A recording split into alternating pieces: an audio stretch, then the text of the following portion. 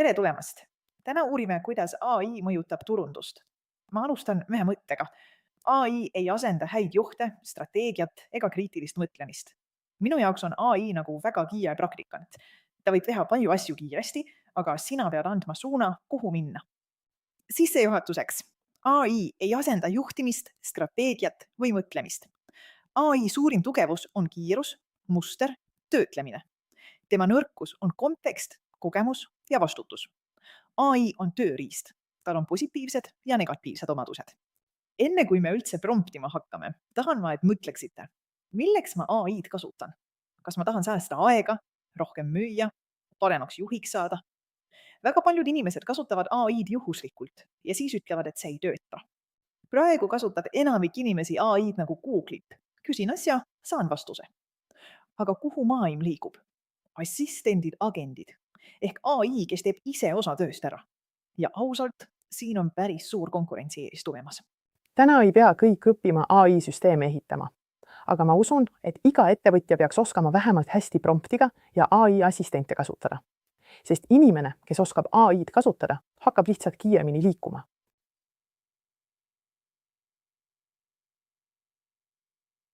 See võib kõlada veidralt, aga AI on põhimõtteliselt ennustusmasin. Ta ei mõtle. Ta ennustab järgmist kõige tõenäolisemat sõna. Ja sellest arusaamine muudab kogu mängu.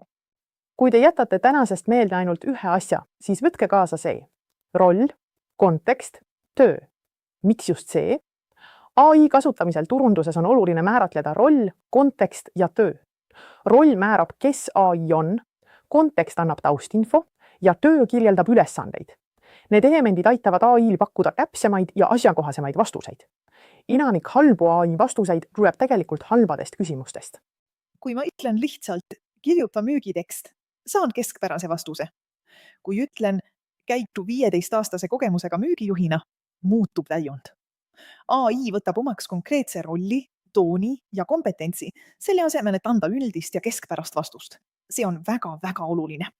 Anna AI-le vajalik taust, näiteks kliendi kaebuse kontekst. See aitab AI-le mõista olukorda ja piiranguid, pakkudes täpseid vastuseid. Näiteks, kui klient kaebab lekke üle, teades, et katus on 6 kuud vana ja garantii kehtib 2 aastat, suunab AI vastuse õigesti. Kontekst on koht, kus enamus inimesi eksib. Nad annavad AI-le ühe lause, kuigi võiks anda terve olukorra. Mõelge AI-st nagu uuest töötajast. Mida rohkem taustinfot, seda parem töö. Määra täpselt, mida sa ootad vastu. Näiteks, anna mulle 5 uudiskirja pealkirja, igaüks alla 50 tähemärgi, kiireloomuliselt ja loomulikult. See juhendab AI-d vastama täpses formaadis, vähendades edasi-tagasi kirjutamise vajadust. Ära küsi, tee midagi turundusega. Ütle täpselt, mitu varianti, mis toonis, kellene. Kontekst on turunduses ülioluline. Paljud eksivad, pakkudes vaid ühte lauset, kuigi terviklik lõik oleks tõhusam. Täpne kontekst aitab AI-l paremini mõista ja vastata, suurendades turunduse efektiivsust. Ja ausalt, kui tahad pärast tänast kohe paremaid vastuseid, siis muuda ainult ühte asja. Kirjuta rohkem tausta AI-le, mida ta saaks analüüsida. Nüüd üks ülesanne ka teile. Kui sa oled ettevõtja või sul on persoonibränd, teeme koos läbi mõned harjutused ja vaatame asja praktiliselt. Kirjuta AI-chatti. Ma tegelen, siis sinu valdkond, ja tahan areneda, kirjuta oma suund. Kirjuta lahti ka oma peamine väljakutse või probleem. Teine näide.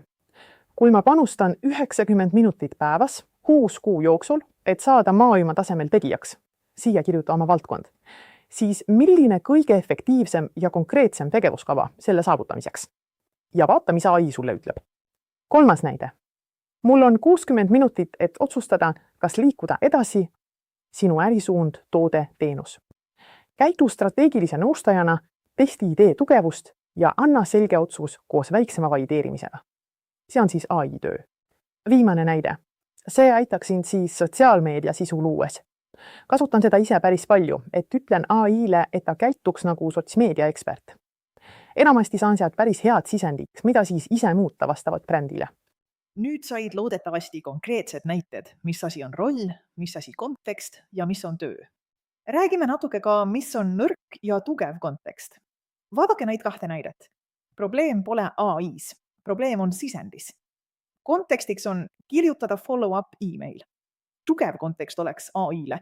Kirjuta follow-up email, klient Johannes, majaomanik Tartust, tundis huvi päikesepaneelide vastu. Mure, kõrge alginvesteering. Meie pakkumine 0 euro sissemakse pluss järelmaks. Toon, sõbralik. AI suudab paremini luua isikutärastatud e-maili ning läheb personaalsemaks. Kui ma peaks alustama nullist, siis kasutaks ainult neid 3. Näiteks, minu igapäevased tööriistad on ChatGPT, arutelu ja sisutekstide jaoks, Canva, sotsmeedia visuaalide ja PowerPointide jaoks, HeyGen, videote jaoks. Lõpetuseks, ära kasuta AI-d, et teha lõplikke juhtimisotsuseid või ettevõtte väärtuseid või kultuuri suunavaid asju. Võta vastutus ikkagi alati endale. AI on jätkuvalt tööriist. Mida edasi teha? AI puhul hakka lihtsalt harjutama. Loo erinevad assistendid erinevate ülesannete jaoks ja hoia end kursis AI arengutega. AI-d on hea kasutada veel näiteks juhtimiskommunikatsioonis ja koosolekutes. Juriidika ja lepingud. Super asi, millega AI on väga hea tegutsema. Pildid ja graafika, kliendid ja meeskonnatöö. Aitäh! Mina olen Janet ja selle video tegi minu AI teisik. Ootan sind endaga ühendust võtma, kui oled huvitatud koostööst ja avastamast koos viise, kuidas turundus efektiivsemalt teha. Kohtumiseni ja kõike ilusat sulle!